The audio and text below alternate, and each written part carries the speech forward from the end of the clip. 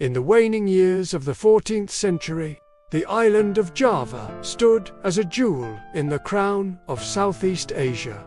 The Majapahit Empire, once the undisputed master of the archipelago, now found its grip on power slowly loosening, while the royal court still glittered with gold and pageantry. The common people, farmers, fishermen, and laborers, groaned under the weight of heavy taxes and a rigid social structure. It was a time of quiet unrest, a moment ripe for change. And change was indeed coming, carried not on the wings of conquest, but on the gentle breezes of trade and the whispered wisdom of an extraordinary man. The port of Gresik bustled with life, the air thick with the scent of spices and salt. Here, at this crossroads of cultures, Chinese merchants haggled with Arab traders, while local Javanese peddlers wove through the crowd. It was into this vibrant tapestry that a figure of singular presence stepped ashore. His name was Maulana Malik Ibrahim, and though he arrived as a merchant, his true cargo was far more precious than silk or porcelain. Maulana Malik Ibrahim was a scholar, a Sufi mystic from the distant lands of Central Asia. His eyes held the wisdom of ancient texts, and his bearing spoke of a purpose far grander than mere commerce. Unlike those who came before him, seeking only to extract wealth from Java's fertile soil, Maulana Malik Ibrahim saw a people burdened yet yearning for something new. His mission was not to tear down the old ways, but to plant the seeds of a new faith, nurturing them with patience and compassion. In the bustling marketplace, Maulana Malik Ibrahim's approach to trade quickly set him apart. Where others haggled fiercely, he offered fair prices for his exotic good silks, ceramics, and aromatic spices. The faces of local merchants and commoners alike transformed from suspicion to surprise, and finally to gratitude. But it was not just in commerce that Maulana Malik Ibrahim's true nature shone through. He moved among the people with a healer's touch, offering not just prayers but practical remedies to the sick and suffering. A feverish child would find relief under his care, the mother's eyes brimming with tears of relief. He spoke with local leaders, not to impose his will, but to listen intently to their customs and concerns. In every interaction, Maulana Malik Ibrahim demonstrated that hearts are won not by force, but by kindness and deeds. As word of his fairness and compassion spread, Maulana Malik Ibrahim's reputation grew. Yet it was not the size of his profits that drew people to him, but the integrity of his character. While other foreign merchants exploited the poor, he practiced the ethics of his faith in every transaction. He became known not for fiery sermons, but for quiet charity. The rigid barriers of caste that had long oppressed the common people began to crumble in the face of his egalitarian approach to healing and trade. Maulana Malik Ibrahim understood that faith could not flourish in the barren soil of poverty and ignorance. And so, he turned his attention to the very lifeblood of Java's agriculture. In the muddy rice paddies, he knelt beside local farmers, sharing advanced techniques of irrigation and crop rotation. Knowledge that he had carried from the sophisticated agricultural systems of his homeland now took root in Javanese soil. He helped dig community wells, each one a source of life and a symbol of his commitment to the people's welfare.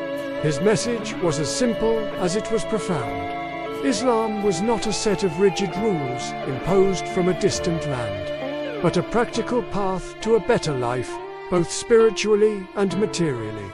The local people, weary of the burdens placed upon them by the old ways, found in his teachings a powerful and liberating message of equality, justice, and community. Slowly but surely, the crescent moon of Islam began to rise over the lush Javanese landscape. Yet, Maulana Malik Ibrahim's growing influence did not go unnoticed.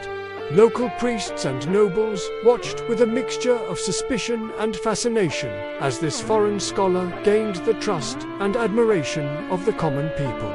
But where others might have sought confrontation, Maulana Malik Ibrahim chose the path of diplomacy and coexistence. He respected existing traditions, incorporating elements where he could, and offering new perspectives with humility and wisdom.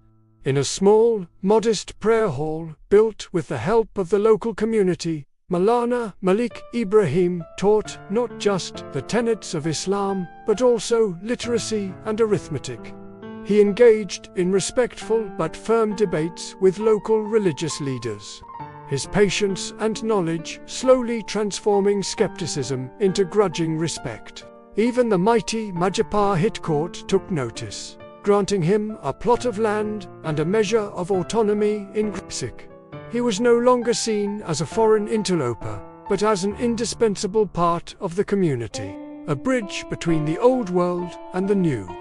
When Maulana Malik Ibrahim passed away in 1419, he left behind a legacy that would shape the future of Java and the entire Indonesian archipelago. He was remembered not as a conqueror or a revolutionary, but as a gentle cultivator of hearts and minds.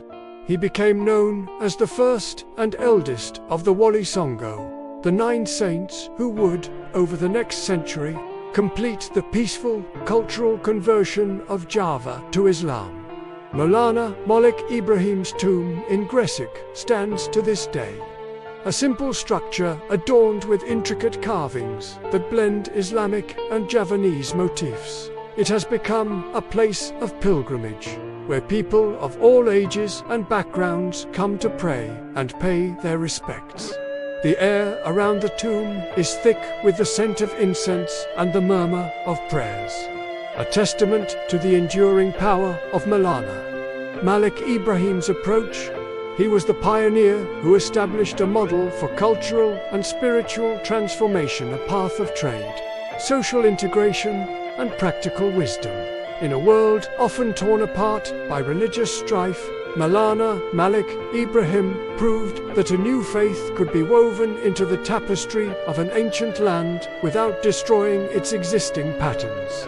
He was not a conqueror, but a cultivator, planting the seeds of the Crescent in the fertile soil of Java with care and foresight.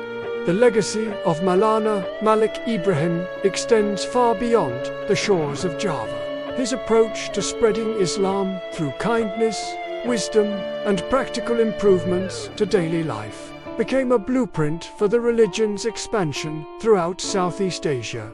In the centuries that followed, Islam would become the dominant faith in what is now Indonesia, Malaysia, and parts of the Philippines, largely through the same methods of peaceful trade and cultural exchange that Maulana Malik Ibrahim pioneered. Today, as we look back on the story of Maulana Malik Ibrahim, we are reminded of the power of compassion and wisdom in shaping the course of history.